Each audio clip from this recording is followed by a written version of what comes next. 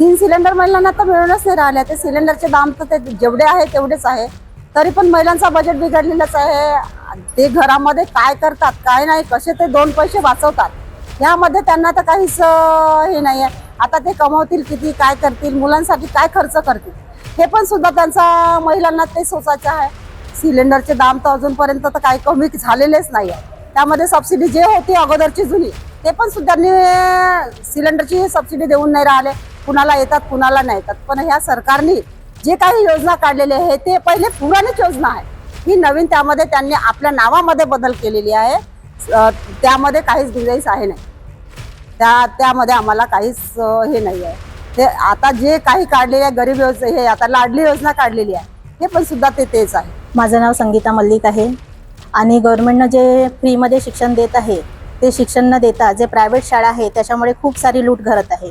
जे गरीब लोक आहेत ते प्रायव्हेट शाळेत शिकू शकत नाही आपल्या मुलांना, तरी पण गव्हर्नमेंटमध्ये चांगलं शिक्षण न देण्यामुळे त्याचे टीचर्स तेवढ्या चांगल्या शिकवत नाही, त्यांना काही कारवाई केल्या जात नाही. त्याच्यामुळे सर्वच म्हणजे गरीबातून गरीब जो पालक आहे तो आपल्या मुलांना चांगला शिक्षण देण्याचा प्रयत्न करतो आणि तो प्रायव्हेट शाळेमध्ये टाकतो आणि प्रायव्हेट शाळेमध्ये शिकवण्याची त्याची ऐपियत नाही आहे, तरीही तो आपलं कसं तरी करून आपल्या मुलांना शिकवतो. सरकारने हे केलं पाहिजे की गव्हर्नमेंटमध्ये जो शिक्षण फ्रीमध्ये देत आहे ते प्रायव्हेट शाळेला बंद करायला पाहिजे आणि गव्हर्नमेंट शाळा चालवायला पाहिजे. किंवा जे फीस प्रायव्हेटमध्ये घेतात टीचर्स लोक डोनेशनच्या नावावर 50-50 हजार रुपये घेतात, त्याच्यावर त्यांनी कारवाई केली पाहिजे की प्रायव्हेट शाळेंनी एवढा पैसा कशाला घेतात.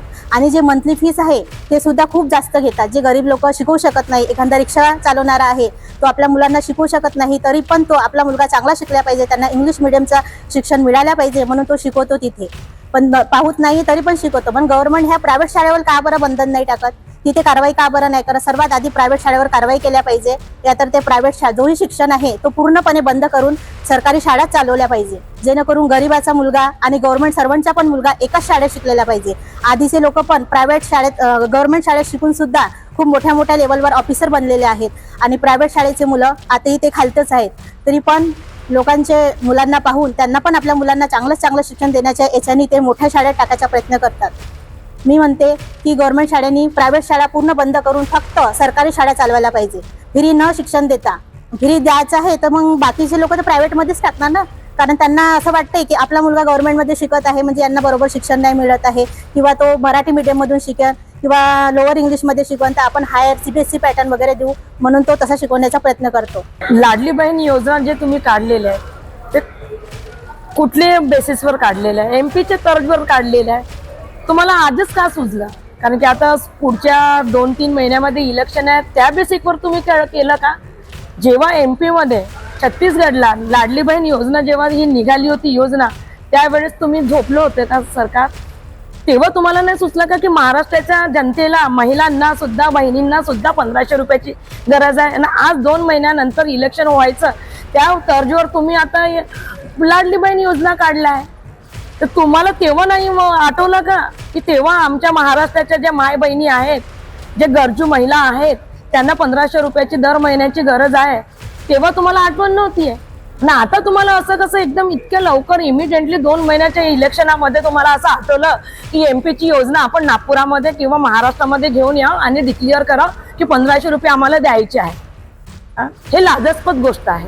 कारण की ही योजना जी आहे ही आजची योजना नाही आहे. लाडली बहीण योजना ही MP ची योजना आहे. त्यांची सरकारने MP ची योजना त्यांना लाभवली. मग आपली सरकार काय करत होती? महाराष्ट्राची जेव्हा तुमची सरकार होती, शिंदे साहेबाची सरकार होती, तेव्हा तुम्हाला सुचलं नाही का हे करायचं ना? आताच का? आता फक्त जुमलेबाजी करण्याच्यासाठी, कारण की तुम्हाला आता वोट पडतात, कारण की तुम्हाला आता महाराष्ट्रामध्ये इलेक्शनचा फटका बसलेला आहे आणि तो फटका आता तुम्हाला खरं करून घ्यायचं आहे ना. लोकांकडनं आता आपले वोट मिळून घेण्याकरिता तुम्ही आता लाडली बहीण योजना काढला आणि फक्त लाडली बहीण योजनेचा तुम्ही आमिष देऊन राहिले.